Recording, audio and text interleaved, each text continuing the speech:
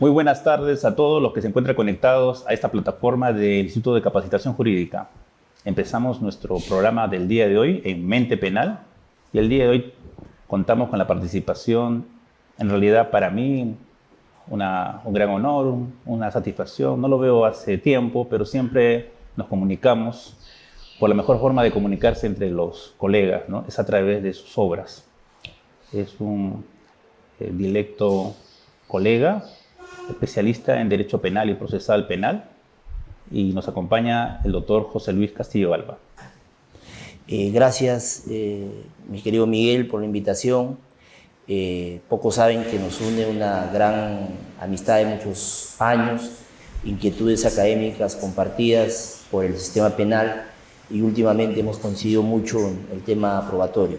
Yo debo reconocer que he seguido con mucha atención y con alegría tu gran formación y tus publicaciones sobre temas que tienen que ver con la prueba en los delitos sexuales y otros aspectos que has trabajado muy bien, y que creo que es lo que le falta a la justicia en el Perú: profundizar con mayor rigurosidad todos los temas probatorios, porque justicia sin hechos es arbitrariedad pura, ¿no? José Luis, hoy día vamos a tratar la problemática de los testigos, y realmente lo que nos interesa es tocar tanto los testigos como su producto, la testimonial o testifical, ¿no? Referido a las reglas que están establecidas en el Código Procesal Penal, pero también lo que creo que es de interés para toda la comunidad jurídica que está conectada es cómo es la jurisprudencia, es decir, cómo están resolviendo los casos puntualmente con respecto a la valoración de los testimonios, ¿no? Y yo quería empezar entonces justamente planteándote una pregunta general, ¿no? En nuestro país la palabra está muy devaluada, es decir, la gente no confía en las personas, por eso siempre le damos más fe a lo escritural, al documento, ¿no? Sabemos que en los procesos que se están desarrollando desde fines de la década del 90, ¿no?, se utilizan mucho las declaraciones de testigos para poder conseguir una condena de una persona, de un imputado o de un acusado. Quería una primera opinión genérica con respecto a la problemática esta de las testimoniales, ¿no? Sabemos que siempre fueron de bastante complejidad en su valoración. En la Biblia, recordemos que para creerle a un testigo siempre estaba vinculado a una serie de demostraciones, ¿no? En principio, creo que hay diversas perspectivas de análisis para la evaluación de las testimoniales o las declaraciones de las personas, de las pruebas personales en general. Hay un análisis legal, hay un análisis antropológico y hay un análisis que nosotros hemos tratado de reconstruir a través de una investigación que estamos realizando, que es tal vez el más provechoso y rico, que es la perspectiva epistemológica. En la perspectiva epistemológica, en la evaluación no solo del testimonio, sino de toda prueba personal, hay dos posiciones: la posición reduccionista o de desconfianza del testimonio, y la posición antirreduccionista o de credibilidad ingenua alrededor de la prueba personal o del testimonio. ¿Esto qué quiere decir? Que según autores insignes como Tomás Rey, David Hume y otros, que ya han analizado, pero de una perspectiva filosófica, la valoración de las declaraciones de las personas, se toma posición o por una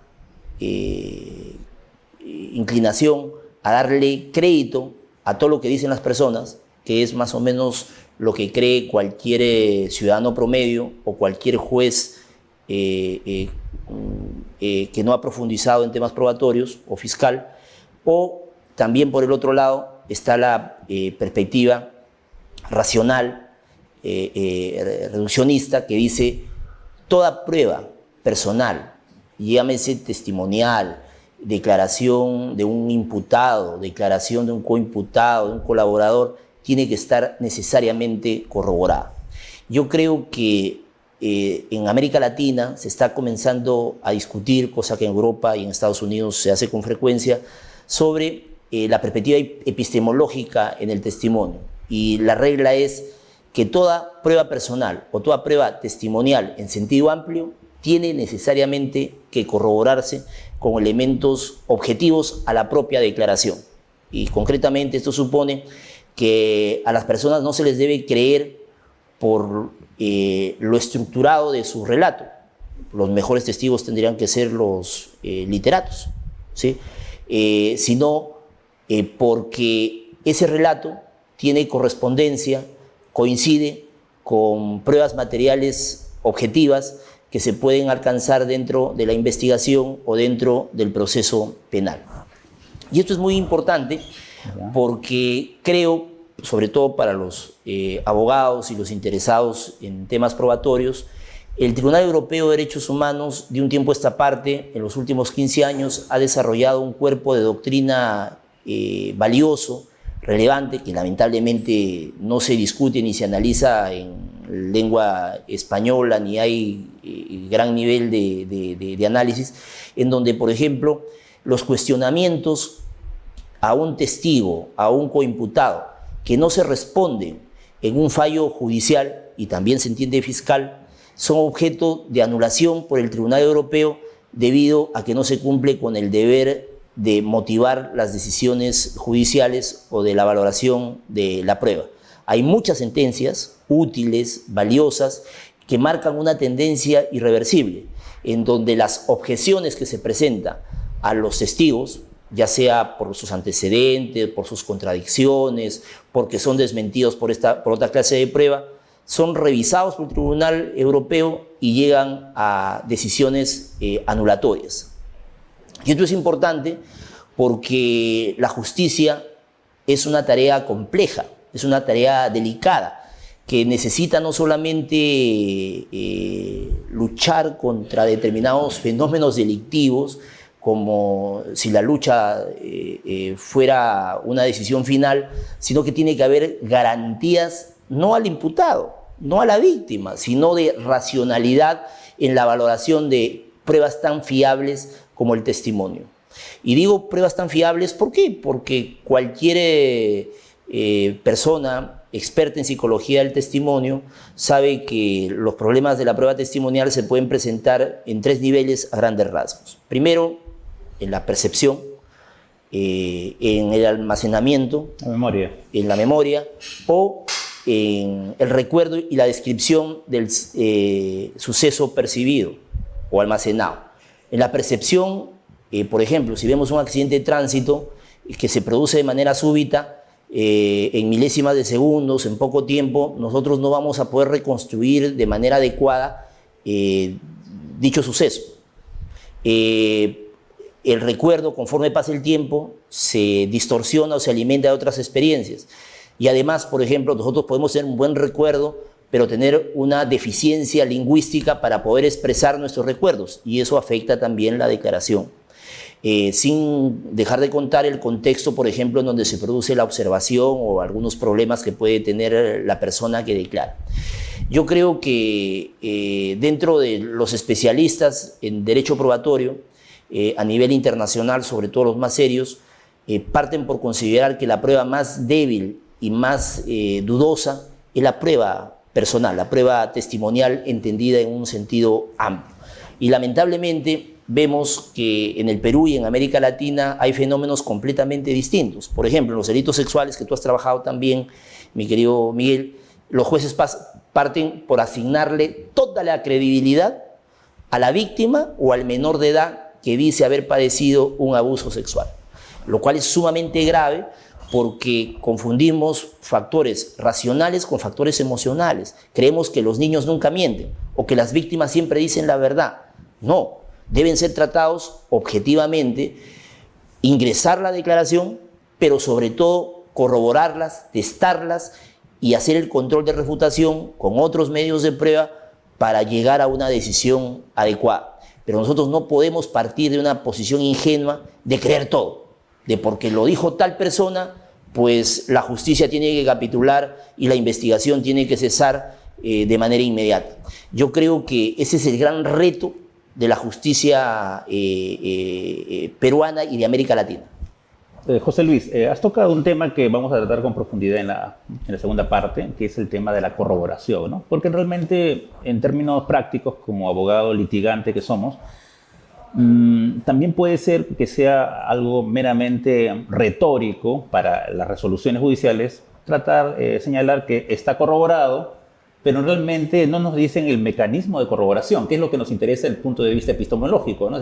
Porque si hablas del Tribunal Europeo, en varias resoluciones habla de la corroboración mínima, ¿no? Y también han asumido esa tesis aquí en el Perú. Pero no te dicen cuánto es lo mínimo, ¿no es cierto?, para corroborar un hecho, ¿no? Entonces, esa parte lo vamos a tratar, ese tema lo vamos a tratar en la segunda parte. Yeah. Yo quería abordar lo que tú acabas también de mencionar, ¿no? Es decir, hay fenómenos de percepción, ¿no? Problemas de percepción y también problemas de sesgos, yeah, sesgos cognitivos y sesgos también, digamos, emocionales. Pero para que las personas que nos están conectadas, y no está de más, sería bueno recordar, nuestro Código Procesal Penal ha señalado algunos tipos de testigos, ¿no? Para poder ver estas tipologías, ¿no?, de testigos o de fuentes de prueba. ¿Cuáles son estos?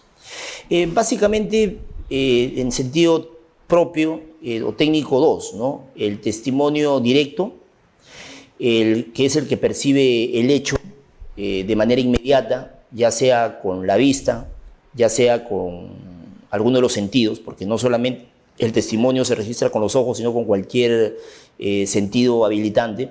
De otro modo, por ejemplo, los ciegos nunca podrían ser testigos. O sea, el testimonio tiene que ver con los sentidos, el funcionamiento de los sentidos. Lo que olió de repente, ¿no? Lo que olió, claro. Por ejemplo, para determinar si se empleó gas o no. Tú recordarás que había un famoso caso de que se trató como tortura a un soldado en Ayacucho y que lo habían sodomizado y que él nunca vio los rostros y hubo una condena por la voz, porque pudo identificar las voces, claro, ¿no? Exactamente.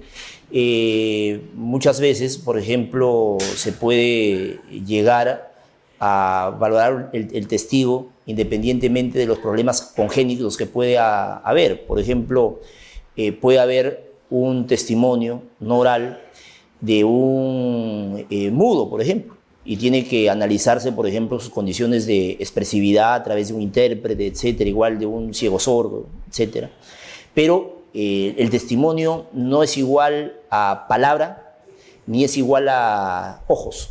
El testimonio, en sentido amplio, tiene que ver con los sentidos y con la capacidad de reproducir lo almacenado, que puede tener una vía oral, una vía escrita o también la gestual, que es la que utilizan, por ejemplo, ciertas personas que tienen problemas, por ejemplo, no de vocalización, sino de expresión, por ejemplo, los mudos, ¿no?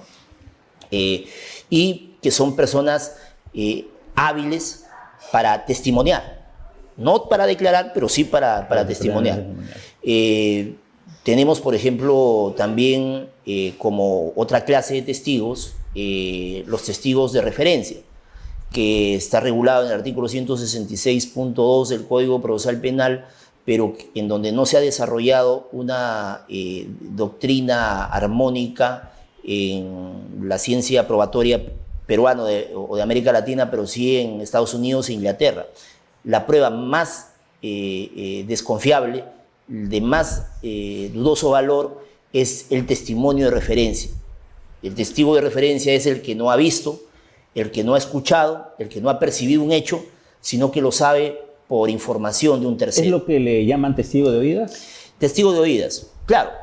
O el referido, el que le refieren algo. El testigo de oídas es una palabra pues, mal empleada porque no solamente puede haber testigo de referencia por los oídos, en este caso puede haber transmisión oral. Por ejemplo, una persona puede leer un diario íntimo o un documento y también ser testigo de referencia. testigo de oídas es un término genérico para... Membrete, digamos. Claro, para la denominación de los testimonios orales, pero el testigo de oídas puede tener un distinto origen y procedencia. Y con mucha sabiduría, el artículo 166.2 del Código Procesal Penal ha establecido ciertos requisitos para su admisibilidad y su valoración. La admisibilidad tiene que señalar, identificar la ¿no? fuente. La fuente. ¿Dónde y de qué manera? Lamentablemente nosotros no hemos encontrado un cumplimiento obligatorio de lo que el Código establece como condiciones de la valoración del testimonio de oídas. Si la persona no identifica el origen de la información para contrastarla, esa prueba no se puede utilizar.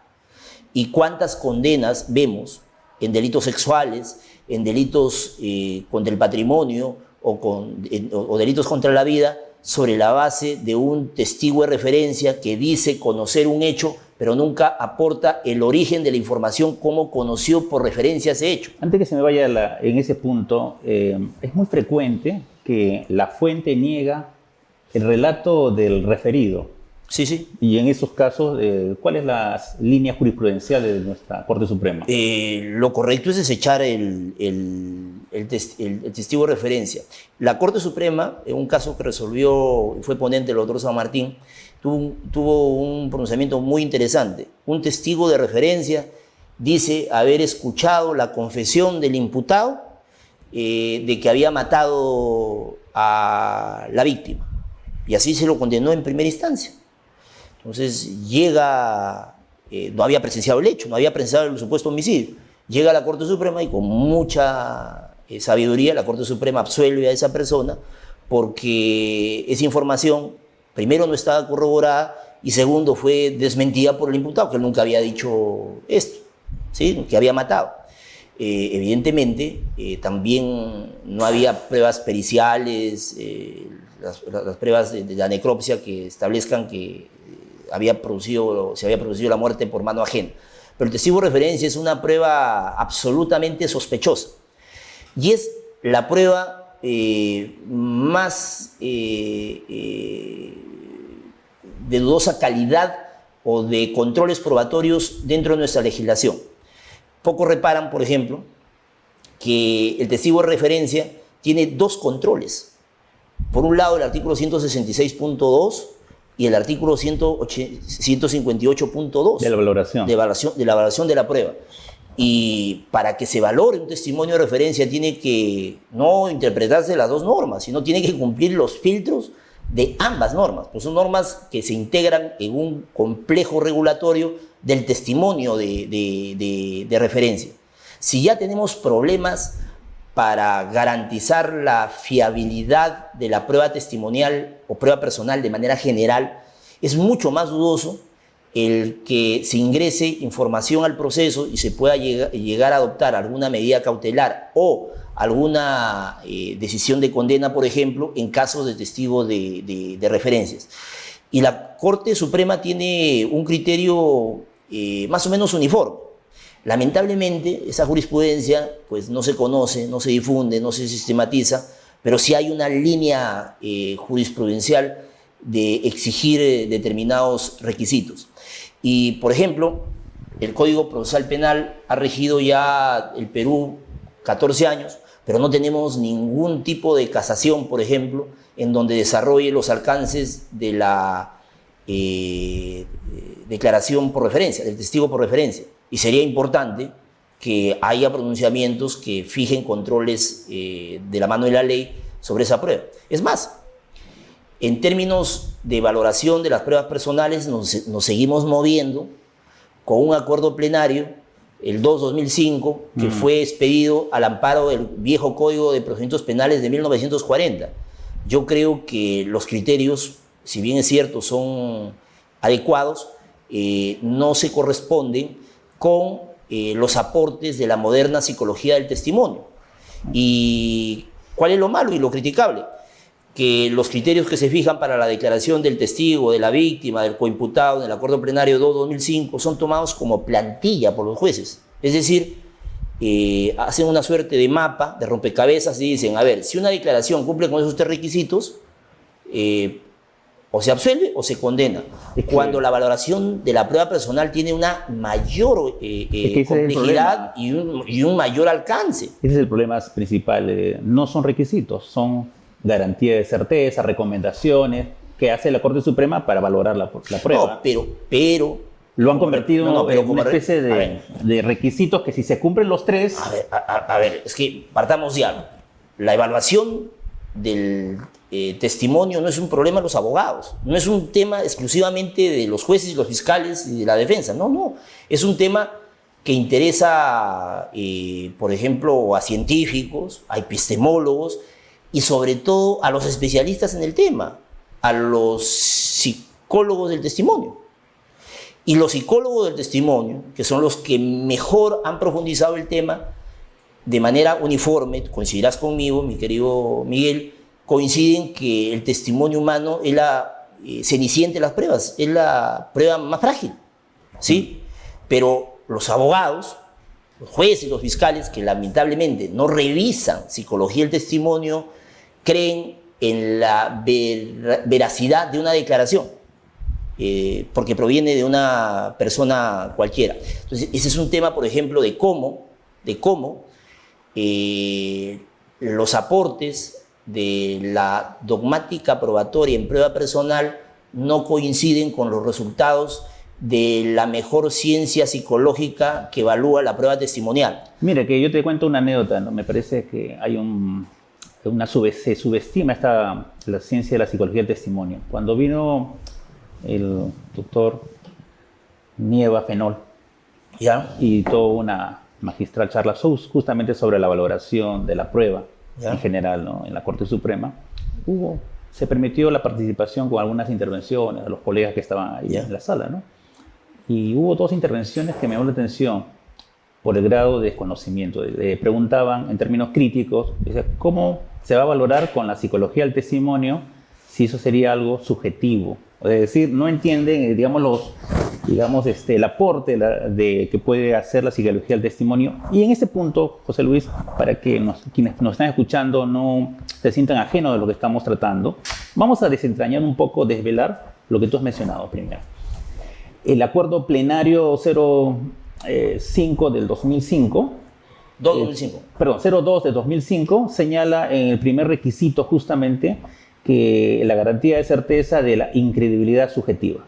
¿Qué es lo que quiere decir simplemente que habría que buscar al momento de verificar si es que existe algún ánimo, pone el nombre espurio, es decir, si alguna razón anterior al hecho que motive al que está declarando a declarar con falsedad, es decir, odio, rencilla, rencor, que tuviera, ¿no es cierto?, el declarante, el testigo, con respecto al imputado que le está señalando algunos hechos que son de su responsabilidad, ¿no? En esto hay que ser bastante críticos, ¿no? Coincidimos, ¿no? Porque la mención que hace la Corte Suprema de la incredibilidad subjetiva debemos verlo en signo positivo, no incredibilidad, sino cuál es la credibilidad subjetiva de él. Entonces, primero, debería, y eso quería preguntarte, si es que se va a ver la credibilidad subjetiva del testigo, todos los testigos deberían estar sometidos a una evaluación psicológica para evitar los relatos fantasiosos. Pues tal vez yo no participe de que todos los testigos deben tener una pericia o un análisis psicológico, porque los tribunales de justicia se convertirían en consultorios clínicos de psicólogos, ¿no? Yo lo que planteo es lo siguiente, siguiendo el ejemplo que tú has mostrado. El primer requisito respecto a la incredibilidad subjetiva puede ayudarnos a examinar determinados problemas del testimonio, por ejemplo, para descartar el testimonio falso, ¿sí? Por ejemplo, si una persona es enemiga de otra, si tiene rencillas personales, etcétera, puede mentir. Pero lo que no nos señala el acuerdo plenario, por ejemplo, y lo digo con el mayor respeto por los magistrados, etcétera, es la otra fuente de problemas del testimonio. Hay testigos falsos, pero hay también testimonios cerrados. Erróneos, ¿no? ¿Y cómo nosotros vamos a aplicar una cláusula de credibilidad subjetiva a un testimonio errado? la persona dice haber visto algo que no vio o simplemente lo distorsiona. ¿Cómo le vamos a aplicar que no tiene animadversión, no tiene venganza, etcétera? Y cualquier ciudadano mínimamente razonable y cualquier ser humano sabe que muchas veces ha tenido problemas de percepción. Tú conversas con tu esposa, por ejemplo, y resulta que tu esposa te corrige por algo que creíste escuchar, ella mencionó o uno de tus hijos dijo el día de ayer, ¿sí? Pues llevemos estos problemas ordinarios de la vida común que todos tenemos a diario, en problemas de recordación, en problemas de conservación de imágenes, de vivencias, a los tribunales de justicia. Los testimonios cerrados son absolutamente frecuentes y nos preguntamos, ¿sirve un criterio de la credibilidad subjetiva como garantía frente a los testimonios cerrados? No, porque una persona no puede tener enemistad con otra, pero puede equivocarse, pues, y puede estar errado. ¿Qué hacemos frente a los testimonios errados que son mucho más abundantes en la práctica, en el mundo, no en el Perú, que los testimonios falsos? La credibilidad subjetiva trata de testear, trata de controlar a los testimonios falsos, pero no a los cerrados. Entonces hay que tener un criterio bastante amplio. ¿Y acá qué pasa, por ejemplo? Si hay amigos que nos siguen en España, en cualquier parte, pues no me van a dejar de dar la razón, que es lo siguiente. En temas que tú has trabajado, mi querido Fernando, temas Miguel. de delitos sexuales, perdón, Miguel, disculpa, hermano. ¿Qué pasa, Miguel? Un psicólogo cualquiera que haya tenido una o dos conferencias puede participar en una entrevista de cámara Gesell o puede ser un funcionario habilitado para tomar una declaración. En Europa eso sería impensable, inimaginable, porque hay un conjunto de criterios y estándares que establecen la obligación que ni siquiera haya una experticia o estudios en psicología infantil, sino en psicología del testimonio. Es decir, se requiere que las personas que ven casos de delitos sexuales o de abusos sexuales de menores, por ejemplo, tengan una especialidad absolutamente reconocida y una competencia profesional. Y resulta que en el Perú los encargados normalmente en diversos lugares, no hablo en Lima necesariamente, de recoger y evaluar en entrevistas de cámara Gesell, etcétera, a las víctimas de abusos sexuales, de violencia familiar, son psicólogos sin la mínima experiencia, que solamente tienen el título profesional. Y esto que, por ejemplo, en el Reino Unido, en Italia, en España, en menor medida, sería algo impensable, en el Perú es frecuente. Lo peor es lo siguiente: un psicólogo cualquiera, en delitos sexuales, por ejemplo, debe cuidarse de no ingresar información y de no sugestionar a la víctima. ¿Cuántas veces hemos leído en jurisprudencia, ni siquiera en casos, ¿sí?, cuando el psicólogo le pregunta a la menor de edad, ¿y dónde te tocó tu papá? ¿Y quién dice que le tocó? Pregunta sugestiva que invalidaría el testimonio. Lo que pasa... no hay controles institucionales que nos permitan, por ejemplo, garantizar que, por ejemplo, las personas que participan en las entrevistas de víctimas vulnerables, no solamente delitos sexuales, tengan un entrenamiento y una capacitación correcta. Entonces, mejor dicho, los psicólogos en el Perú no tienen entrenamiento, especialidad, capacitación y rigor en psicología del testimonio. Y con esos testimonios endebles, que ahora no se pueden repetir, ayer salió una casación muy interesante, muy valiosa, sobre prueba anticipada, resulta que hay sentencias condenatorias. O sea, yo creo que el Tribunal Constitucional, la Corte Suprema, tiene que ingresar a discutir la alta preparación profesional que deben tener los psicólogos que reciben la declaración de las víctimas vulnerables, cosa que no ocurre. Y como digo, que en cualquier país europeo o en Estados Unidos es impensable que pase. José Luis, acá hay varias cosas, ¿no? Matizando lo que tú dices, quiero hacer una matización, ¿no? Si hablamos que el primer criterio es la incredibilidad subjetiva, en realidad lo que estás refiriendo es la prueba de las emociones, ¿no es cierto? Porque hay que probar un poco las emociones si son negativas con respecto al testigo. Son distintos. ¿Correcto? Y yo sí considero que en muchos casos debe haber una evaluación psicológica. No hablamos del testigo víctima, cuando es testigo víctima siempre hay una evaluación psicológica, sino del testigo común que es citado y que el juez realmente se basa en su propia declaración. Cuando sabemos que en la práctica le preguntan simplemente, ¿usted tiene alguna enemistad? No, entonces se van a basar en la información que está recabando sin mayor elemento. Como si la enemistad fuera el criterio de control más importante, que una persona diga la verdad, por Dios. Exacto. No es racional. Y lo que quería centrar es en esta parte que estás refiriendo, ¿no? Si yo no mal recuerdo, a ver, José Luis, también compartes este criterio, los criterios UNDECH, que son los criterios de la jurisprudencia alemana para la valoración justamente de la declaración de víctimas de abusos sexuales, se inició por una iniciativa del Supremo Tribunal alemán. Sí. Y convocó justamente a una serie de expertos, uno de ellos era UNDECH, y les encargó hacer una serie de protocolos para poder facilitar, ¿no?, la labor de los magistrados, ¿no? A ver, vamos por partes.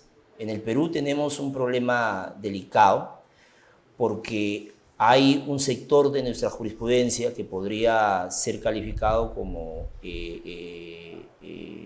antirreduccionista máximo o de credibilidad ingenua, en el sentido que le otorga pleno valor probatorio a la declaración de los menores de edad o de las víctimas en general, no necesariamente menores, de delitos sexuales, ¿sí? Y que es absolutamente incompatible con las modernas tendencias de la psicología del testimonio, que hablan de la necesidad de anclaje. Por ejemplo, ¿cuántas sentencias tú no has leído, mi querido Miguel, en el Perú, de que no es necesario que la víctima tenga un relato concreto, específico y recuerde las circunstancias del hecho porque se redictiviza si recuerda eso? Esa es la plantilla en muchas sentencias, ¿sí? Pero ¿qué te dice la psicología del testimonio?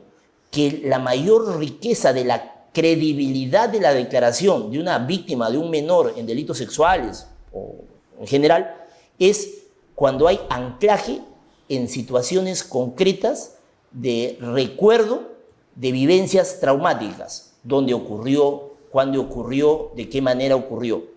Es decir, cuando uno lee un manual normal sobre psicología del testimonio y lee alguna jurisprudencia, no todas, de la Corte Suprema, dice, ¿pero qué ha pasado acá? Y este es un tema importantísimo. Administrar justicia, decidir sobre la vida de las personas.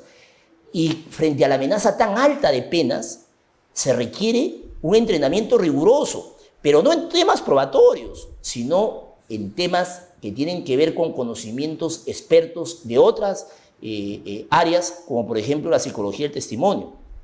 Y tú sabes, mi querido Miguel, que hay diversos protocolos, pero uno de ellos establece 19 indicadores para establecer la credibilidad de la declaración de la menor. Yo te hago una pregunta, porque nadie en el Perú ha trabajado mejor ese tema que tú, mi querido Miguel. ¿Tú has visto una sola sentencia que sigue esos criterios? No existe, no he encontrado ninguna. No, pero ese es el problema. Claro. ¿Y cuáles son las penas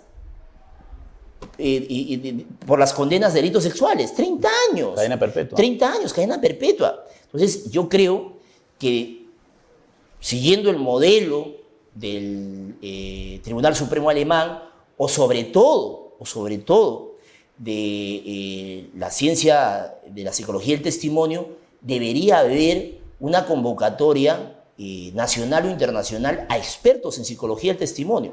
Por ejemplo, en Chile es frecuente que viajen profesores españoles que van como peritos para evaluar la credibilidad o las condiciones de aceptabilidad de ciertas víctimas o testigos. En el Perú nunca hemos tenido un caso semejante. Entonces, yo sí creo que tiene que haber una refundación de la configuración, no digo de la evaluación, de la configuración de las declaraciones testimoniales y en especial en delitos sexuales y en particular en que tiene que ver con víctimas menores de edad. ¿Por qué? Porque la ley te establece una prohibición de revictimización y a través de la prueba anticipada solamente se puede declarar como regla tomar la declaración de una persona una sola vez y excepcionalmente puedes ampliarla cuando el juez lo requiera, pero tú no puedes permitir que cualquier psicólogo sin experiencia, con el solo título y con su buena voluntad, tome esa declaración. Porque como digo, yo me he quedado horrorizado por la manera como se ingresan preguntas sugestivas, por los que tienen la obligación de seguir técnicas de interrogación y protocolos internacionales al respecto. Y ningún abogado cuestiona, por supuesto, ningún juez lo repara, lo objeta, y tienes a personas, creo, con seguridad injustamente condenadas porque no se ha seguido controles epistémicos. Te voy a decir algo, José Luis, algo que es bastante grave, ¿no? Justamente cuando tú dices, ningún abogado cuestiona, ¿no? Bueno, hay algunos que... No, pero hay unos, digamos que hay algunos colegas que planteaban lo siguiente, ¿no? Ante un tema de credibilidad de la declaración única en Cámara Gesell de los menores. Decían, bueno, solicito una pericia de credibilidad del testimonio, con estos 20 criterios, ajá, ¿no? claro. Se hacían, pero la Fiscalía de la Nación, mediante su resolución, dirigida al Instituto de Medicina Legal, las prohibió. Ya no se realiza. Bueno, el argumento es que lo que tú dices, no hay expertos con credibilidad, expertos en credibilidad de testimonio para evaluarlo, ¿no? Además, no serían propiamente los psicólogos, sino los psiquiatras los que tendrían que evaluar. Un debate. No, es que los psiquiatras vienen ya por algún tipo de problema. Pero digamos, hay un debate entre ellos mismos, sí, ¿no? Sí, interno, sí. ¿no? Ya, okay. Al final no se realiza. Te doy otro dato, ¿no? Hace poco que yo solicité, y siempre era digamos, mi forma de litigar, proveerme la mayor información, ¿no? Como todos los colegas. Así que solicitaba siempre la copia del CD de la evaluación en Cámara Gesell. Sí. Ha salido una resolución de la Fiscalía de la Nación. Ya no entregan la copia. A ver. Entonces, mira, lo que quiero decirte, y eso es tu opinión, ¿no? Como el Instituto de Medicina Legal depende de Fiscalía, y como la Fiscalía no es un actor neutral, sino es la otra parte, es obvio que lo que ellos quieren reunir es razones para poder ganar el caso y no buscar la verdad, ¿no? Lo que estamos tratando de diferir, ¿no? Y por lo tanto, coactan, limitan digamos, la labor de la defensa, impidiéndoles estas pruebas que serían relevantes para obtener el tema de la credibilidad del testigo, ¿no? No, pero es absolutamente inconstitucional y contrario a la Convención Americana de Derechos Humanos. Pero está ocurriendo, Juan Luis. Regla del sistema anglosajón, la obligación de develamiento de las pruebas, de cargo y de descargo.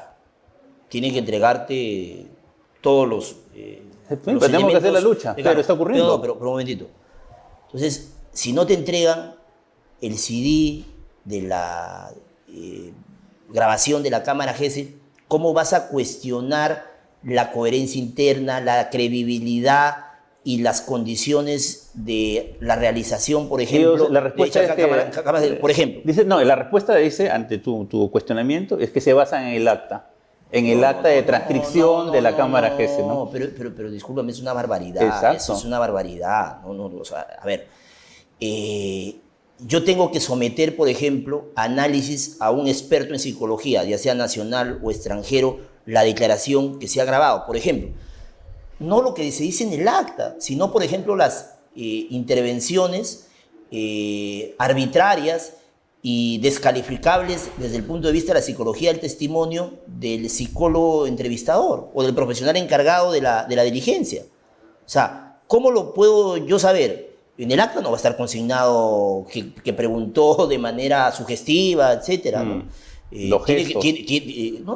La presencia también. O sea, lo único que tiene que llevarse es justamente la entrega a la defensa para el análisis correspondiente, para que haga el control probatorio. Es que este es un tema, por ejemplo, interesante, ¿no? Sí, interesante. Sí.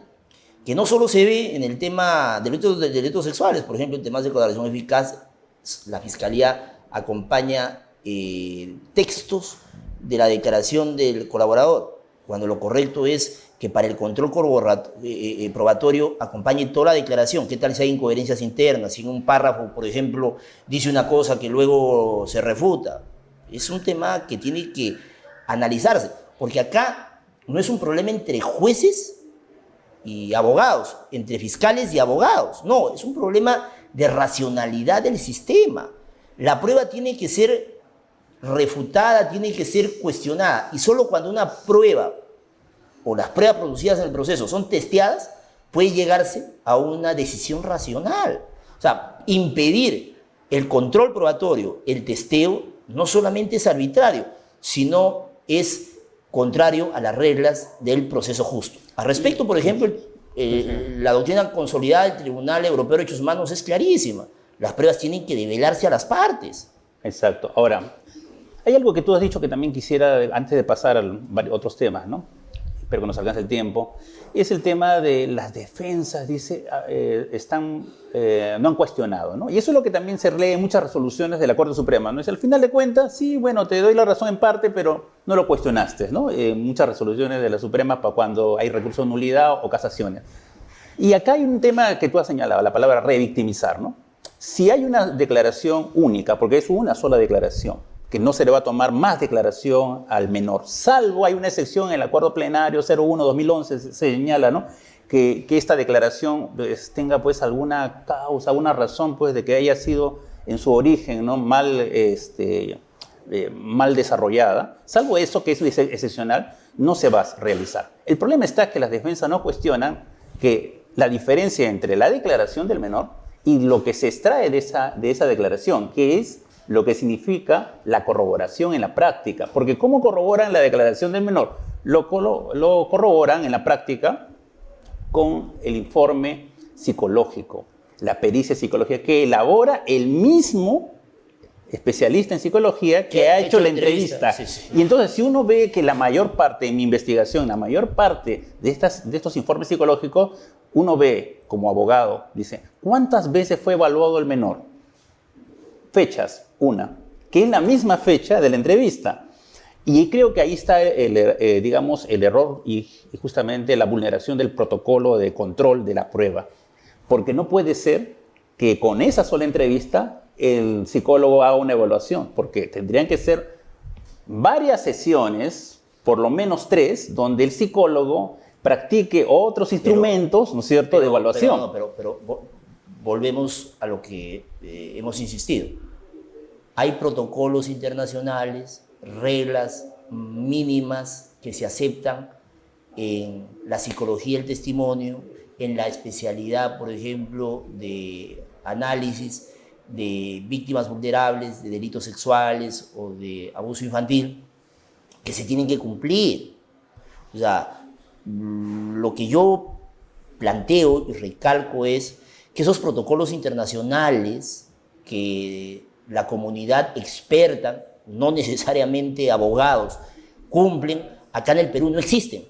No existen. Y los abogados, que lamentablemente no leen temas de psicología del testimonio ni están al tanto de esas reglas, pues no lo aplican.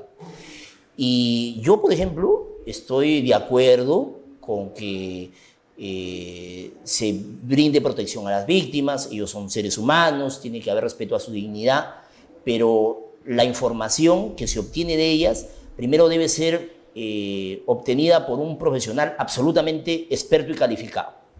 Y segundo, tiene que respetarse reglas internacionales dentro de la comunidad de especialistas. Y en el Perú no se cumple.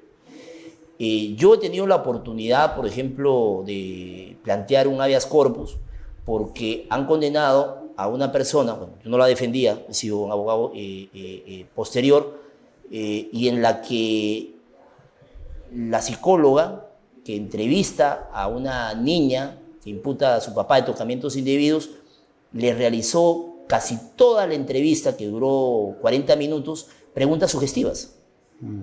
Cualquier psicólogo experto en psicología del testimonio sabe que es inválida científicamente esa pericia, porque la niña no ha comentado nada. la psicóloga o el psicólogo ha introducido esa información. Ese es el peligro, mi querido Miguel, de tener una justicia muy dura en delitos sexuales, una legislación muy extremista en penas, prácticamente condenan a una persona a morir en la cárcel porque le privan incluso de beneficios penitenciarios, pero que no controla la calidad del profesional y de la calidad de la información que ese profesional, muchas veces inidóneo, ingresa a la investigación y que no se cumplen protocolos internacionales mínimos. Esto es un problema grave, y es un problema grave que no ha sido puesto en manifiesto por los psicólogos, especialistas en psicología del testimonio, no ha sido puesto en discusión por algún pronunciamiento de nuestra Corte Suprema y tampoco por ningún juez, abogado, fiscal. Y este es un tema, como te digo, no de abogados, sino de una comunidad experta cada vez mucho más rigurosa y amplia. Y hasta que no se cuestione y no se objete esos puntos, pues la justicia peruana va a ser debilitada. Porque coincidirás conmigo que en delitos sexuales se sigue también una plantilla. ¿Sí? O sea, no hay evaluación racional de la prueba, hay una evaluación formal porque hay determinados criterios que se cumplen. Y si, por ejemplo, la declaración de la víctima, que muchas veces es sugestionada. Tú has citado el caso de la evaluación del Tribunal Supremo Alemán Federal. El testimonio de los menores. ¿Cuál es la principal causa de testimonios o falsos o errados? La sugestión. ¿De quién? Lo de los adultos. De los adultos. Del mamá, del papá, de la profesora que le inculca al niño recuerdos falsos y le hace creer en situaciones que no ha atravesado. Y no es que el niño mienta, sino cree haberlos vivido. ¿Cuántas sentencias en el Perú han analizado el fenómeno de la sugestión como causa de declaraciones falsas o erradas en menores de edad, en víctimas de delitos sexuales? Es un tema complicado, complejo, ¿no? Pero complejo, pero real. Real, sí. Real, O sea, de la incorporación de memoria estás hablando. Real. Claro. Tan simple. A ver, una pareja de esposos separados, la mamá quiere demandar al papá, casos pues, que a diario se repiten, y de pronto terminan denunciando al papá por tocamientos indebidos. Y la menor está convencida, 5 o 6 años, de que eso ha pasado, cuando ha habido sugestión de la familia de la madre. O a la inversa también. O sea, el fenómeno de sugestión en menores de edad, en cualquier área, es absolutamente indiscutido. O sea, ¿tú crees que los menores de edad no son sugestionables en todos los ámbitos y las los facetas? adultos pueden ser Pero claro. Con mayor razón los menores. ¿Qué prevenciones y qué controles se efectúan? Ninguno. Y acá hay un descuido enorme del cuerpo de abogados en el Perú, que comprende a jueces, fiscales y abogados litigantes. Y es un tema pendiente, ¿no?, en la justicia. José Luis, para ir terminando en esta primera parte y ingresar a la segunda, donde vamos a hablar de la problemática de la corroboración y de los, me parece otro tema de relevancia, que es la retractación, ¿no? ¿Qué pasa cuando un testigo se retracta? Quería completar, ¿no? Es decir, tenemos entonces testigos que han recibido el conocimiento del hecho a través de los sentidos, de la percepción, ¿no? Tenemos testigos de referencia. Y finalmente, el Código Procesal habla de los testigos técnicos. ¿Qué utilidad tienen en realidad en tu experiencia? Relativa. Yo creo que los testigos técnicos son testigos un tanto artificiales, ¿sí? Los testigos naturales, si cabe el término, o clásicos o ordinarios, son los testimonios directos y los testimonios de referencia. Pero yo he podido advertir, por ejemplo, que hay una tendencia saludable en un sector importante en nuestra Corte Suprema, que también viene exigiendo la necesidad de corroboración en la declaración de los testigos. Testigos en sentido amplio y también sin interés y aparentemente imparciales. Y esto es importante, ¿por qué? Porque, como vamos a ver en la segunda parte, como tú has dicho, estimado Miguel, la corroboración ya no deja de exigirse únicamente en determinadas pruebas, en las altamente sospechosas o poco confiables, sino en toda clase de pruebas. Y desde el punto de vista epistemológico y desde el punto de vista de cualquier teoría racionalista de la prueba, mientras mayor información probatoria existe y esta información es coincidente, es decir, corrobora determinada hipótesis, ya sea de la Fiscalía, de la Defensa, y se somete a controles probatorios y a controles de refutación, en especial, hay mayor garantía de racionalidad y que la verdad sea descubierta. Entonces, yo creo que nosotros no podemos inclinarnos en que la declaración testimonial en sentido de testigos directos o de testigos de referencia tenga un valor autónomo, no.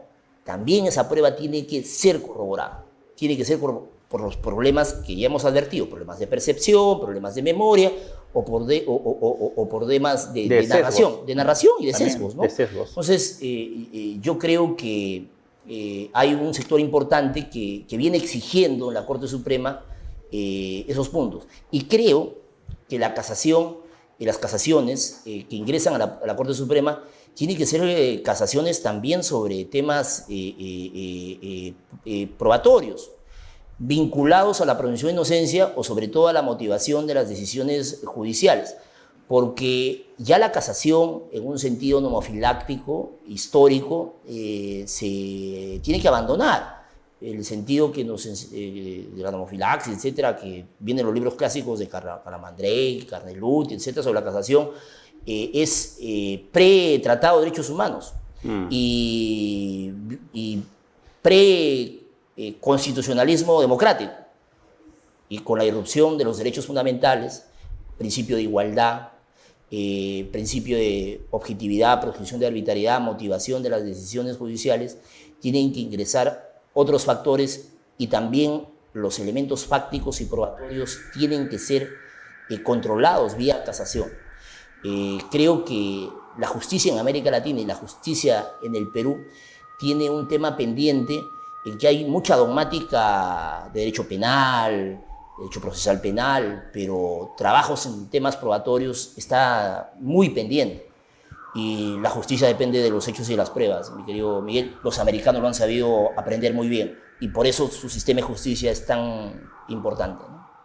Sí, yo creo que hay pues muchas, como diría el poeta peruano César Vallejo, hay mucho que hacer, ¿no? En ese campo probatorio, bastante. Demasiado. ¿No? O sea, hay más que hacer que en otras áreas del derecho, ¿no? Bien, hacemos un breve corte y ya regresamos con la segunda parte de esta interesante entrevista. Curso taller de Quechua Intermedio, sábado 29 de febrero desde las 9 de la mañana, con el licenciado Luis Medina, diplomados ICJ.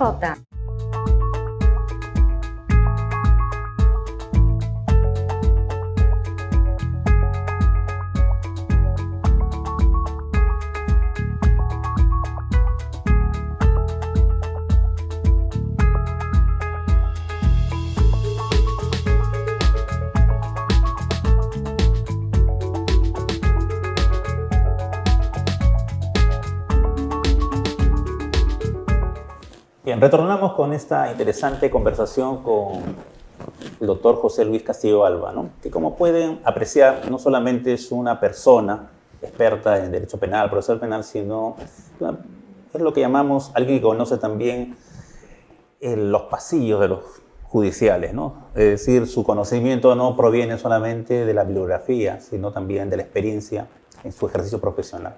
José Luis, vamos a hablar ahora de lo que creo que es el tema más complicado, más complejo, ¿no? El tema de la corroboración. En términos generales, ¿cómo se corrobora un dicho? Digamos, vamos a ponerlo lo más simple, ¿no? Viene alguien, ¿no? El ejemplo de repente más sencillo de la vida cotidiana, viene tu hijo y te dice, ¿sabes qué? La plata que me diste, papá, se me perdió. Tienes que creerme, no te miento, ¿no? Entonces, ¿cómo corroboras un dicho en general de alguien?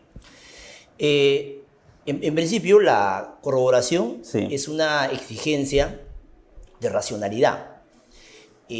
Solamente las personas ingenuas, las personas que tienen una capacidad de conocimiento limitado, creen en determinadas evidencias o clase de pruebas.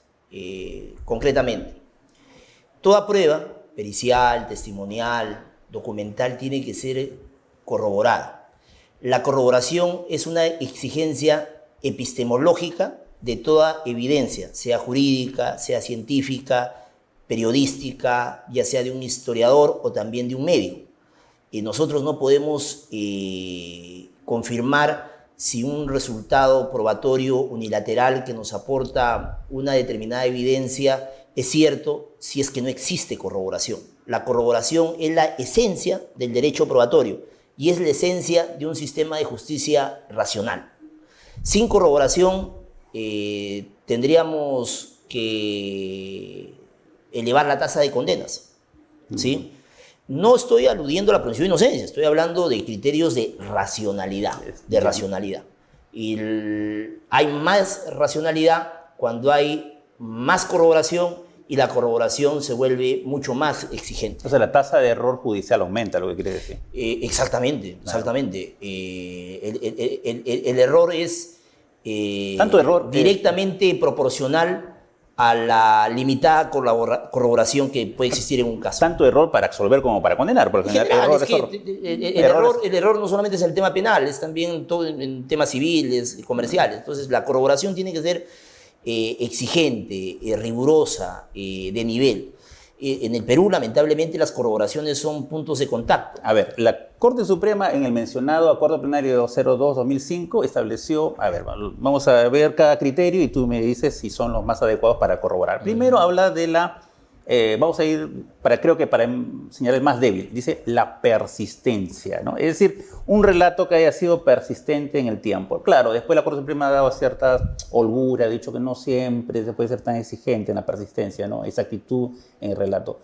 Este criterio de la persistencia, es decir, que alguien a nivel inicial lo denuncia y dice, sí, él fue. Después declara a nivel del plenario y dice, sí. Es un criterio absolutamente formal, ¿no? Un mentiroso puede reiterar la mentira y eso no lo convierte en verdad. Ok. ¿Sí? O sea, no, es un criterio formal. Es un criterio de evaluación de la credibilidad, en todo caso, la persistencia. Y la persistencia, por ejemplo, en ciertos delitos, sobre todo abusos sexuales de menores, ha sido prácticamente suprimida. Ahora hay una entrevista única, ¿no? O sea, y en una entrevista única, ¿qué persistencia va a encontrarse? ¿Cuántas veces la víctima señaló a que determinada persona la violó o la atacó? No. La persistencia no es un criterio relevante. Y como digo, bajo esa lógica, los mentirosos que repiten las mentiras tendrían un lugar especial en el sistema de justicia, ¿no? Claro, una mentira repetida varias veces no la vuelven verdad. Claro. Vamos ahora al segundo, vamos a ir descartando, ¿no? Ya. El segundo sería lo que llama el relato coherente. O sea, un relato coherente, una coherencia interna, ¿no? Sí. Ya. ¿Qué relevancia le das a este?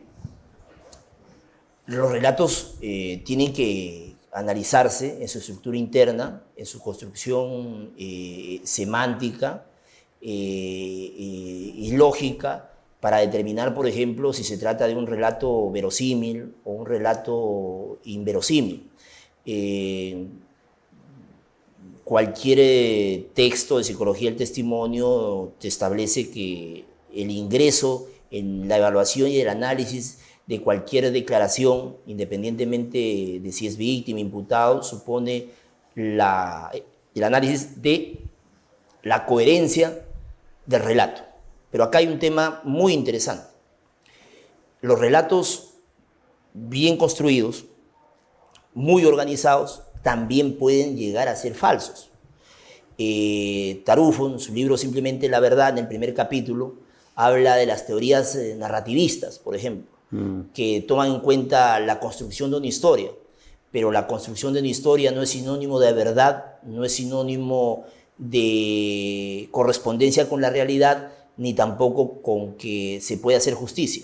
Puede haber relatos muy coherentes, muy bien organizados, muy bien construidos, pero absolutamente falsos. Y son narrativas persuasivas muchas veces. No, retóricas persuasivas.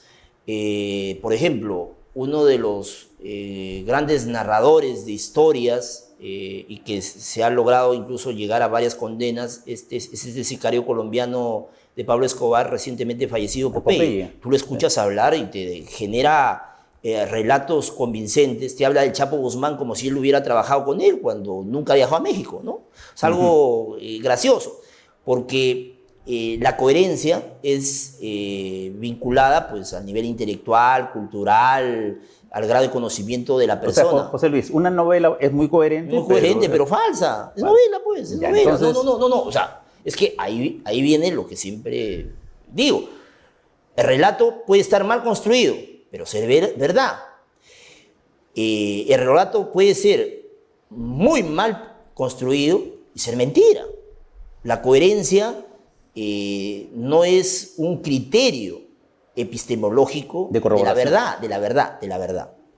Cualquier persona que sabe temas de teorías de la verdad sabe que la coherencia es uno de los parámetros, pero no es el criterio más importante.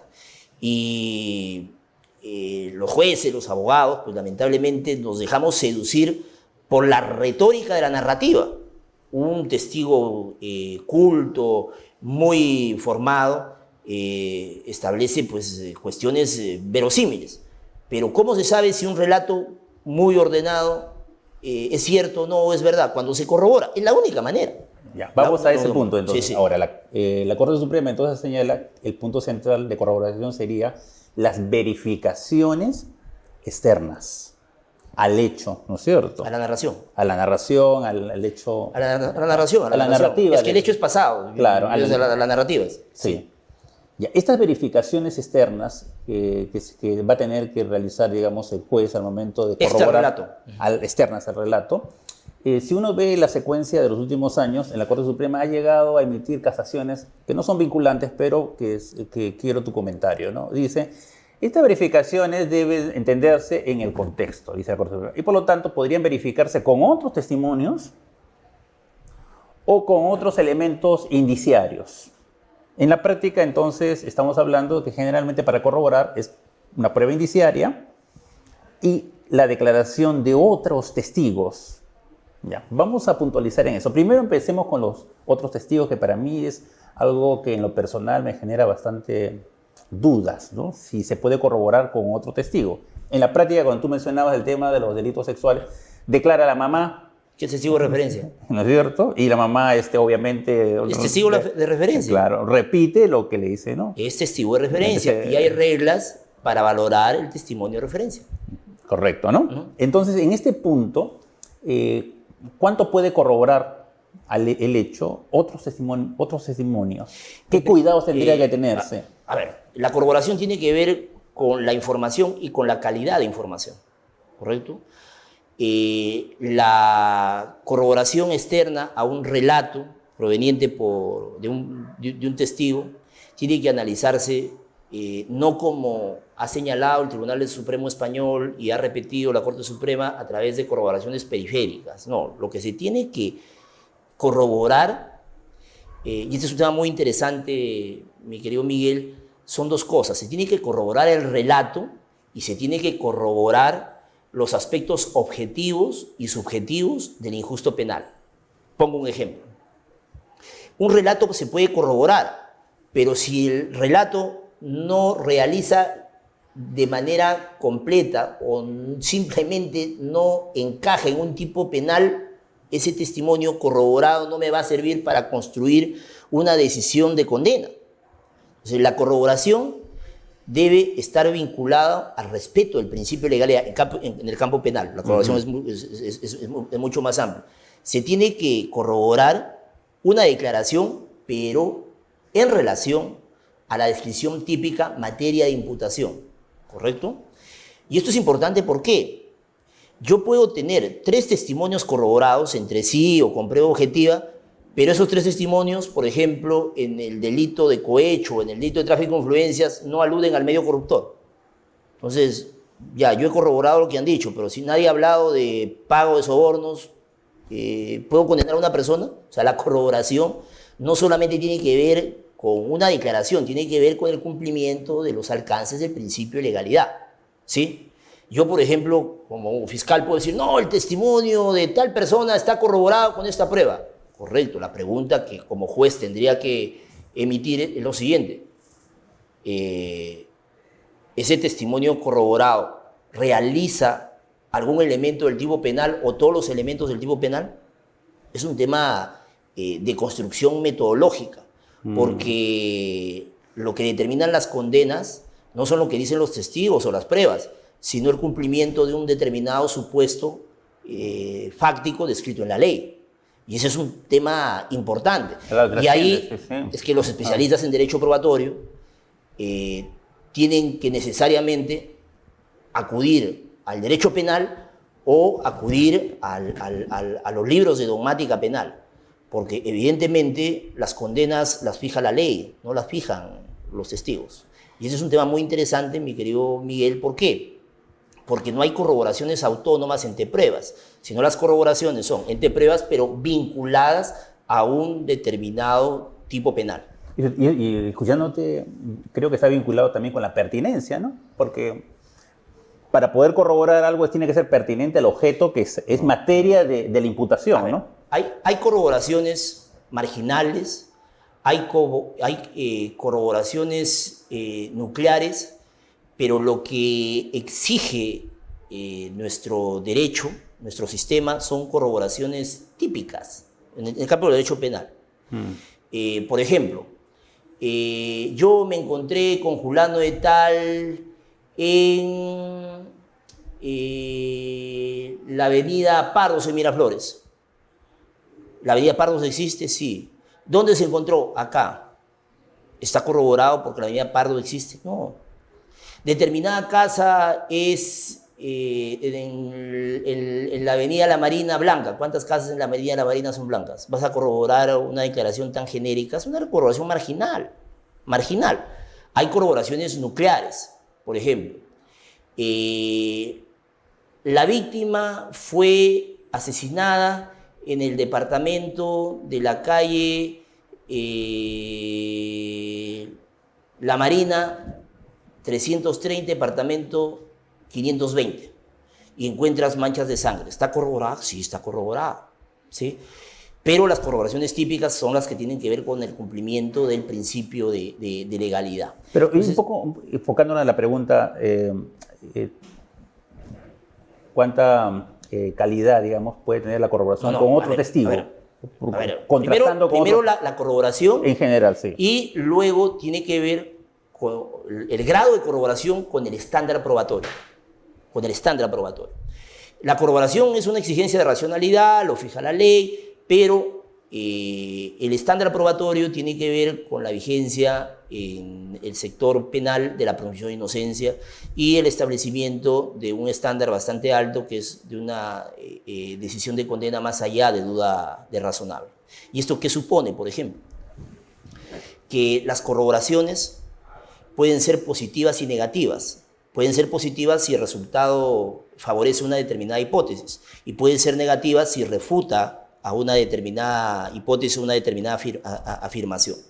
Pero en el grado de corroboración entran, por ejemplo, las objeciones o los cuestionamientos a la calidad de la prueba.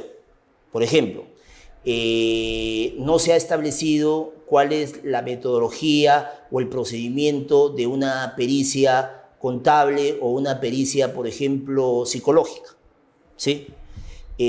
Tú adviertes que en una declaración de una menor el 90% de preguntas son preguntas sugestivas. ¿Se trata de una prueba confiable? No, de una prueba absolutamente confiable. Y yo diría, desde el punto de vista de la psicología del testimonio, es una prueba inválida, ¿sí? Pero que existe y que ha ingresado al proceso de una determinada manera. En el tema, por ejemplo, de las pruebas personales, se tiene que corroborar principalmente con otra clase de pruebas.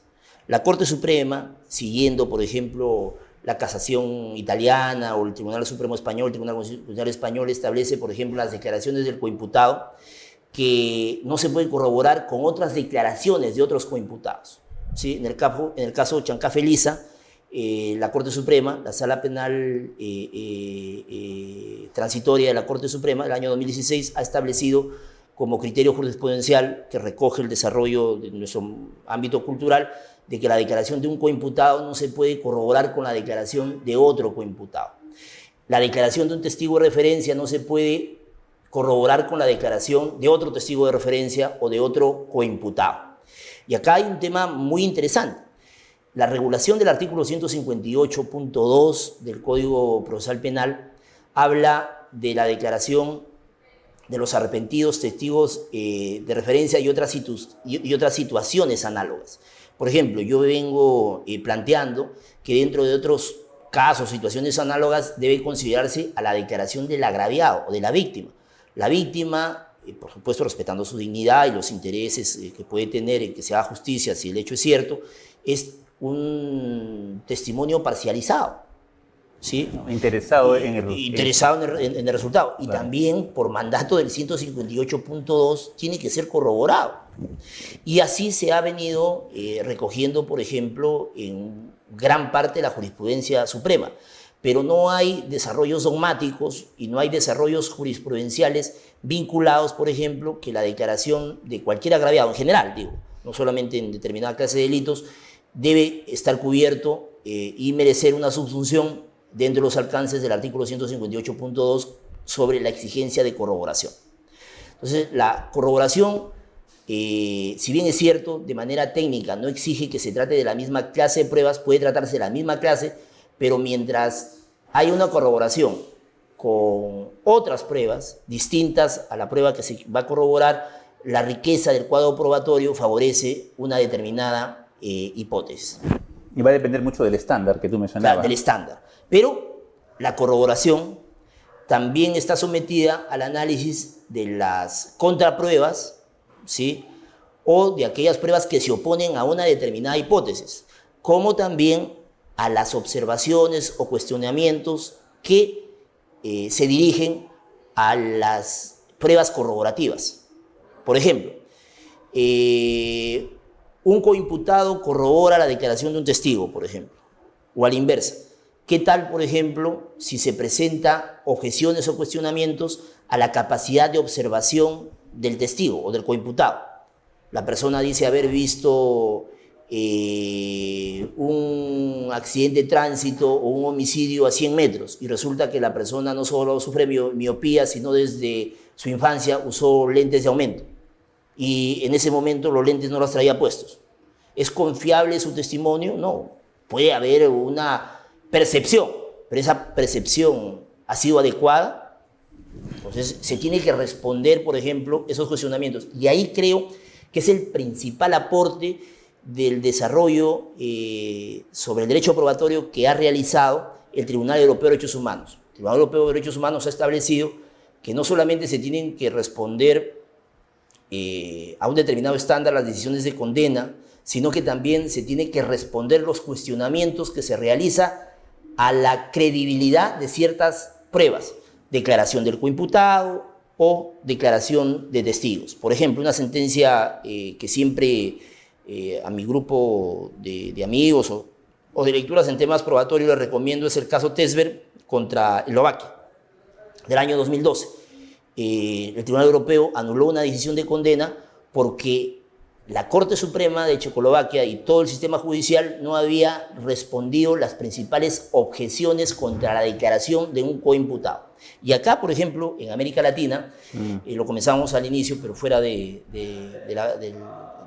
la conversación, que la Corte Interamericana de Derechos Humanos sobre declaración del coimputado tiene dos sentencias. Una sentencia en el caso Ruano Torres contra El Salvador y el caso Segarra Marín contra Perú. En el caso que nos interesa, en el caso Segarra Marín, la Corte Interamericana condenó al Estado peruano porque se había condenado a una persona con declaraciones de coimputados y que no habían sido corroborados con otra clase de pruebas. O sea, la corroboración no solamente es un criterio racional, es un criterio legal que fluye del artículo 158.2 y 158.1 del Código Procesal Penal, sino que también tiene que ver con las garantías del debido proceso y con un derecho humano, que es la presunción de inocencia, que tiene que toda prueba sospechosa, especialmente, que ser corroborada con fuentes externas. Y este es un tema, por ejemplo, que no ha sido recogida hasta donde tengo conocimiento, ni por la Corte Suprema de Justicia, ni por alguna sala superior, en donde, cumpliendo con los mandatos y obligaciones del Estado peruano, en casos que el Perú ha sido condenado, como el caso Segarra Marín, debería exigirse que para valorar, ya sea en la medida cautelar de prisión preventiva, como también en la sentencia condenatoria, la declaración de los coimputados, debe exigirse una rigurosa corroboración. Y este es un tema muy interesante, porque nos abre un nuevo espectro, que es el espectro de los derechos humanos. ¿Sí? José Luis, hay un tema de la corroboración que quiero tocarte que no ha sido trabajado, hasta donde tenga conocimiento, ¿no? Que es la retractación de los coimputados. ¿Ya? ¿No? Porque la Corte Suprema sí ha emitido varias resoluciones con respecto a la retractación de la víctima. Y, ¿no? Inclusive hay un acuerdo plenario que toca el tema, no pero referido a las víctimas de delitos sexuales. Pero en términos generales, ¿qué pasa cuando un coimputado, acogiéndose, por ejemplo, se vuelve un testigo impropio, correcto? Resulta que después se retracta y dice, no, la verdad es que yo no quise decir eso, o ¿no? Hace un matiz en su declaración, ¿no? Se retracta simplemente. O simplemente se retracta, ¿no? ¿Cuál es el tratamiento que debería darse sobre este punto? Yo ahí tengo una posición particular que considero racional. La Corte Suprema, en la declaración en la evaluación de las retractaciones del testimonio de las víctimas, dice pues que la retractación no necesariamente se debe evaluar en sentido positivo, o sea, exonerante de responsabilidad. Exacto, sí. Yo creo que es indiscutible que toda retractación de cualquier testigo en sentido propio o impropio tiene que analizarse a nivel de la credibilidad. Para decirlo en términos sencillos, ¿tú le creerías a una persona que dice o reconoce haber mentido? Porque esa es la retractación. Lo que dije no es cierto, o cualquier matiz esencial o cambio de versión supone pues efectivamente la admisión de que se ha mentido, expresa o implícitamente.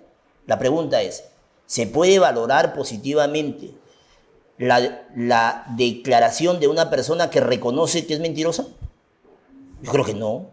Yo creo que no. Tendría que haber un cuadro probatorio mucho más rico, distinto a su testimonio, a su propia declaración, que haga ver que lo que en un momento declaró o su retractación, si es el caso, es cierto o se corresponde con pruebas externas u objetivas. Y esto es importante, ¿por qué? Porque la retractación tiene que ver con la mentira, tiene que ver no con la rectificación, tiene que ver con la evaluación y la crisis más alta de la prueba personal, testimonio, declaración del coimputado, es admitir que se ha mentido. Y como digo, no se puede decir que la retractación no es creíble, no es razonable. ¿No? Haciendo suposiciones, ¿no? Claro, sí. Y que ha podido ser manipulable, no. Se ha retractado y ha reconocido que su versión anterior ha sido falsa. Si no hay otros elementos de corroboración, con una retractación, ¿se puede dictar una sentencia condenatoria? No, es como aceptar que se debe confiar en la palabra de un mentiroso. Entonces, yo creo que es un elemento crítico y que tiene que ser abierta la discusión al respecto, porque la retractación no tiene que ver con cuestiones formales, tiene que ver con cuestiones materiales y que incide de manera directa en el sistema de justicia. Y en lo particular considero que cuestiona la credibilidad del declarante. José Luis, hay un tema que para mí siempre he querido desarrollarlo. Creo que hay como en la comunidad que participamos, ¿no? Siempre hay temas que quedan pendientes, ¿no? Que es algo que siempre hemos estado trabajando, pero nunca hemos desarrollado realmente con profundidad, ¿no? O sea, ok, tenemos el tema de la retractación, correcto, ¿no? Es un tema sobre el que bien dices tú que se refiere a la mentira, ¿no? De que alguien está reconociendo... Hay retractaciones parciales o totales, ¿no? Claro, parcial. Pero lo que quiero tu opinión crítica es que creo que en el año 2004, la Corte Suprema emite una resolución que es vinculante y señala lo siguiente, ¿no? Si hay dos versiones diferentes, no retractadas, sino que son versiones, digamos, contradictorias, la Corte Suprema podrá optar por cuál de los relatos, porque en sede plenarial, o sea, en la sede del juicio debería ser la que debe prevalecer, ¿no? No, pero dice... La Corte Suprema en esa resolución ya del 2004 podría escoger la primera. Ese es un tema interesante porque tiene que ver con cuestiones de racionalidad y con cuestiones epistemológicas y vinculadas a los derechos humanos. En principio, considero que ese planteamiento de que aludes de la Corte Suprema, y lo digo con el mayor respeto, es errado. ¿Por qué? Porque no se puede solamente elegir. Recordemos que cualquier declaración, que el acuerdo plenario, el presidente vinculante a que hace referencia, se dio en el contexto del Código del año 1940. Sí. ¿Y qué ocurre? Se puede tomar en cuenta la declaración prestada en sede preliminar, en sede de instrucción o en sede plenarial. Pero ¿cuándo se ha respetado en el Código de 1940 el derecho de defensa o el derecho a confrontar del imputado en sede preliminar o en sede de instrucción? Pues definitivamente la peor crisis que atraviesa el Código de 1940 hasta la actualidad es que en el Perú prácticamente no existe a nivel constitucional y como praxis cotidiana, como cultura legal, la cláusula de confrontación. En Estados Unidos, pues, es inimaginable que haya una condena si tú no has podido confrontar a tu testigo a la prueba de cargo. En el caso peruano, tenemos, por ejemplo, la ejecutoria que tú mencionas, pero que no establece la necesidad que haya un control de contradicción. ¿Hay cláusula de contradicción, de confrontación? No. Si no hay cláusula de confrontación, esa prueba no se puede utilizar. ¿Sí? No se puede utilizar. Para comenzar, no es prueba. Para comenzar, no es prueba. Entonces, acá venimos a lo siguiente, ¿no? Se puede optar por elegir cualquier declaración, pero tiene que motivarse de manera reforzada, especial y profunda por qué se opta por una versión y no por la otra. Si ya no hay una persistencia, por ejemplo, en la incriminación, pues definitivamente la persona tiene déficit de credibilidad en su declaración o en su testimonio.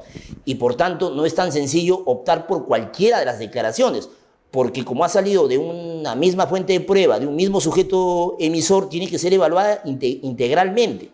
Por ejemplo, la persona va a juicio y dice, yo he mentido.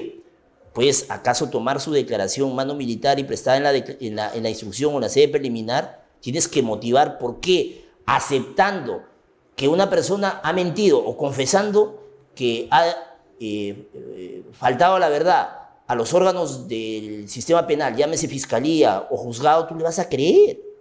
O sea, no es un tema de elección, es un tema de racionalidad. ¿Qué tanto poder probatorio tiene y tanto peso la palabra de un mentiroso? No se soluciona diciendo puedes elegir cualquier declaración. No, eso me parece errado. Y puedes elegir, por ejemplo, cualquier declaración con 3 requisitos. Si se ha respetado la cláusula de confrontación, el contradictorio, si ha habido el control probatorio correspondiente con el interrogatorio, contrainterrogatorio. Segundo, si la prueba está corroborada, o sea, cualquier declaración, cualquier versión ha sido corroborada, ¿sí? ¿Correcto?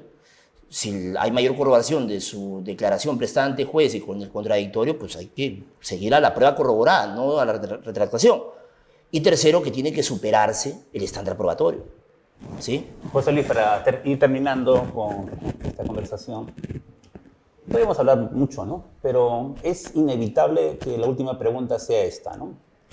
Entendemos que actualmente hay una cultura de relajar las garantías procesales, ¿no? En este caso, los estándares de prueba para castigar lo que llamamos a los presuntos investigados por actos de corrupción. Y se está utilizando bastante como mecanismo inicial de la investigación los requerimientos de prisión preventiva. Y como elemento de comisión probatoria o elementos actos de investigación son las declaraciones de los aspirantes a colaboradores eficaces. Y que, como habías mencionado, en el artículo 158 del Código Procesal Penal hay la exigencia procesal de corroborar. Sin embargo, en la práctica, la corroboración que se hace a estos dichos de los aspirantes a colaboradores, que sustentan una prisión preventiva de la mayor parte de los que están sufriendo carcelería, se hace a un nivel de simplemente, un rigor mínimo de corroboración, ¿no? Una exigencia realmente mínima. Basta que exista el elemento de que esto lo conozca y digan, bueno, si lo conoce lo que dice él, obviamente hay una sospecha fuerte y ha servido para llevar a prisión, ¿no? Y más aún el reglamento que salió, ¿no?, de la ley, como habías comentado al comenzar, no obliga al fiscal presentar toda la declaración, sino solamente parte, la que considere relevante, y el juez tampoco, ante las exigencias de la defensa, tampoco ha permitido que se entregue toda la declaración, sino según una casación. Los retazos. ¿No es cierto? De Oviedo, Pichotito, había... Pero eso es el reglamento. ¿No? Se remiten al reglamento, dice, en todo caso el juez solicitará la carpeta y él será el que cotejará, sí, ¿no? Pero en privado, en reserva, ¿no? ¿Qué piensas de esto, José Luis? Que es inconstitucional. Tiene que haber un control probatorio para todas las partes, incluso para la Procuraduría. Tiene que determinarse si hay contradicciones internas, hay falta de verosimilitud en la declaración, etc. Y el reglamento es manifiestamente inconstitucional. Lo hemos conversado con profesores españoles, profesores colombianos, y se sonríen, ¿no? Digo, esto es un tema gravísimo. Acá generaría problemas incluso de naturaleza penal. ¿Cómo vas a recortar una declaración? ¿Cómo tú analizas que esta persona dice la verdad o no? Tienes que tener el íntegro de su declaración. ¿Cómo cotejas si hay coherencia interna? ¿Por un párrafo? Posible. Tiene que haber una evaluación íntegra de la declaración. Y se viola el principal requisito de una percepción racional de la prueba, que es el control probatorio. El juez ni siquiera podía realizar el control probatorio porque no tiene el conjunto de la declaración, y la defensa, que es la interesada, está desprovista de esa herramienta. Podemos discutir, pero es manifiestamente inconstitucional. Es manifiestamente inconstitucional. Afecta el derecho de defensa, etc. Y no la contradicción, no solo el control probatorio. Yo creo que acá en el Perú vivimos una crisis lamentable de las prisiones preventivas. Yo sigo sin entender, y me estoy quedando cada vez sin cabello, cómo puede haber prisiones preventivas de 3 años. La prisión preventiva quiere decir que la persona, su culpabilidad está casi probada y el caso está listo para ser terminado e ir a juicio. ¿Cómo vas a privar a una persona de su libertad a través de la prisión preventiva y recluirla 3 años? Pero no es que era ya altamente probable de su culpabilidad. ¿Para qué vas a tener 3 años a la persona encerrada? Cualquier país de Europa o mínimamente civilizado sabe que las prisiones preventivas deben ser 3, 4, 5 meses. ¿Y qué hay detrás de esa estrategia? No. Pero tú, digamos que has hecho un comentario. Es que no es estrategia. Una estrategia de la fiscalía. No. Es que los fiscales, hay que decirlo claro, se mueven dentro de la legalidad. No, es cierto. Dentro de la legalidad establecido por un legislador irracional. Y por un legislador, llámese a los congresistas humanistas o fujimoristas, que no tuvieron en cuenta que ellos van a ser los primeros usuarios del sistema legal perverso que han creado, de las prisiones preventivas de 3 años. Es una locura. ¿Y qué refleja? Primero refleja que los jueces en el Perú no revisan sentencias, por ejemplo, del Tribunal Europeo de Derechos Humanos, que ha establecido, y la legislación comparada, que una prisión provisional no puede exceder pues, los 6, 9 meses, en los casos más graves, más complejos. Por ejemplo, vean en internet, a unos jugadores rusos de un club de fútbol famoso, el Lokomotiv de Moscú, golpearon salvajemente a un transeúnte cuando salían de un club nocturno. ¿Qué tiempo estuvieron en prisión preventiva? 4 meses. 4 meses. Y acá tenemos prisiones preventivas que son más graves que condenas por homicidios culposos, que es de 2 años. Es fatal. Y con la gravedad que acá nos estamos acostumbrando a las prisiones preventivas tarifa plana. El fiscal pide 36 meses, los jueces no imponen 35 meses, no imponen 34 meses, aunque sea de manera simbólica, es 36 meses. ¿Y por qué hemos permitido esa legalidad? No, es que... Porque esa legalidad empezó a ser, no vino de la nada, ¿no? Yo considero que la legislación que regula los plazos de la prisión preventiva es contraria a la Convención Americana de Derechos Humanos y a la Constitución, por violar el plazo razonable de la prisión preventiva. Es un plazo absolutamente irrazonable y poner o establecer prisiones preventivas de 36 meses. Si tú me dices, ¿qué opino de una prisión preventiva de 36 meses? Es que el fiscal no tenía caso y esa persona no debía estar recluida en un establecimiento penitenciario, porque la prisión preventiva significa que sea cubierto no con el requisito de la sospecha grave, sino que es altamente probable que la persona sea culpable. Entonces, ¿por qué esperar 36 meses para llevar a esa persona a juicio? O sea, me parece una tortura y un ejemplo de cómo la ley puede reflejar un trato inhumano y degradante. O sea, ¿qué se puede hacer? Pues cambiar la ley, evidentemente, porque es la causa del problema, y establecer que si hay un peligro procesal reiterado, pues se prolonga la prisión preventiva de 4 meses, 8 meses, pero 36 meses de lleno me parece realmente una insensatez. Y esto no es una idea mía. He conversado con muchos profesores que vienen acá al Perú o a dictar conferencias por razones de amistad o académicas, y todos están espantados porque no tenemos un sistema de justicia equilibrado, sino extremo, que no es un ejemplo de eficiencia, sino de franca violación a los derechos humanos. Las prisiones preventivas no pueden tener ni la frecuencia, ni la duración, ni la intensidad que tienen. Por ejemplo, un tema también perverso de las prisiones preventivas. Se analizan los arraigos domiciliarios, familiares, laborales, cuando lo importante es, ¿la persona está sujeta a la investigación o no está sujeta a la investigación? Tú puedes tener 10 domicilios, pero nunca faltar a una citación de la fiscalía. ¿Qué tiene que ver que tengas 10 domicilios si no has faltado a una citación en la fiscalía? Tú puedes tener un solo domicilio y tener trabajo conocido y nunca haber concurrido a una citación de la fiscalía. Los arraigos tienen un valor, a mi criterio, complementario, no esencial, en la fijación, por ejemplo, del peligro procesal y en particular el peligro de fuga. Creo que la Corte Suprema, consciente del problema, ha dado un acuerdo plenario riguroso, amplio, pero que te demuestra 2 cosas: que buenas leyes y buenos acuerdos plenarios pueden estar en manos de algunos malos jueces, porque simplemente no lo cumplen, no les da la gana cumplir. Pero la Corte Suprema está cazando muchas prisiones preventivas justamente cumpliendo ese acuerdo plenario.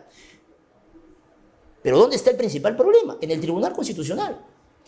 Yo creo que el Tribunal Constitucional debería poner coto a las prisiones preventivas, primero, a través de precedentes vinculantes del Tribunal Constitucional, o controlando la legislación de crimen organizado o la legislación ordinaria que ha establecido plazos tan elevados para la prisión preventiva. O sea, en Europa es impensable que en crimen organizado haya una prisión preventiva por 3 años. que la prisión preventiva significa yo tengo que asegurar a la persona para llevarlo a juicio rápido. Y acá en el Perú, lamentablemente, tenemos una absoluta distorsión. Y mi principal crítica es que no se respetan los derechos humanos y no se cumplen con las recomendaciones de los diversos informes de la Comisión Interamericana de Derechos Humanos sobre prisión preventiva. Pero acá es la paradoja. La trampa de la prisión preventiva la están sufriendo quienes han dado esa legislación. Fujimoristas, humanistas, muchos congresistas. José Luis, te agradezco. Espero que todos los que te han escuchado se han llevado algo, que es lo importante, que es la finalidad de este programa Mente Penal, ¿no? Desarrollar, digamos, conceptos que muchas veces en los libros no están tan con la debida atención, atendidos, ¿no? Y yo quiero quedarme con la idea que has desarrollado, que hay que elevar el estándar, ¿no es cierto?, de acreditación de los testigos, que hay que desarrollar trabajos muy específicos en el tema de la declaración de los menores. Se debería, la idea de convocar a los expertos en psicología del testimonio y afines, a fin de tener protocolos más rigurosos, ¿no? Se está ocurriendo una carcelería que, en buena cuenta, quienes defendemos también la búsqueda de la verdad, nos horroriza, porque no se trata de defender a culpables, ¿no? Se trata de defender la verdad, ¿no?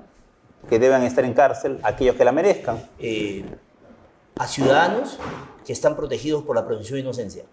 Exacto.